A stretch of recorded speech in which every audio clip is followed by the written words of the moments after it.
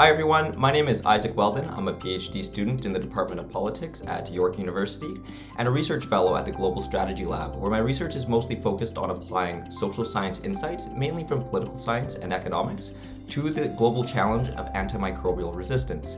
And in this video, I'm going to talk a little bit about my work at GSL and how it fits into my broader research in my PhD at York.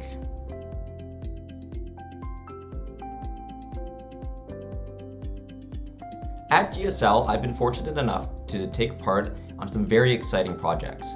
One of the first that I was involved in, I got to travel with GSL to Geneva to consult with the WHO on their process for how they monitor country progress on relevant AMR activities.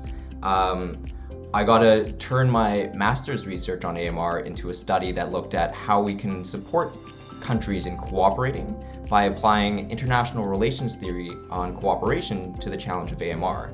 Last year, we got to collaborate with the Oxford Martin School at Oxford University, really looking at how we can harness international law for the issue. We looked at existing legal mechanisms that we could leverage for AMR, as well as possible new legal models for an international agreement based on existing international agreements such as the Paris Climate Agreement.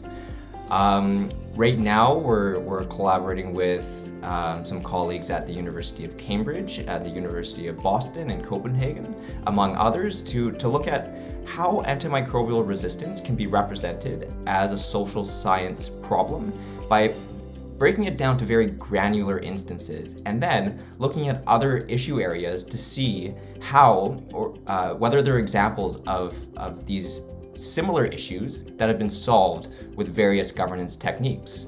We're also doing a project now on the relevance of the international health regulations and helping us to address this ongoing challenge of AMR.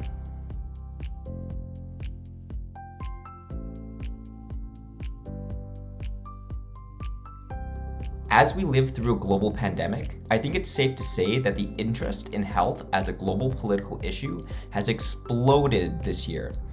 And COVID-19 has revealed several weaknesses in the current system for governing health challenges globally. And with this attention and all the resources being mobilized, we now have an opportunity to think about how we want to govern health issues going forward in an effective, sustainable, and equitable manner.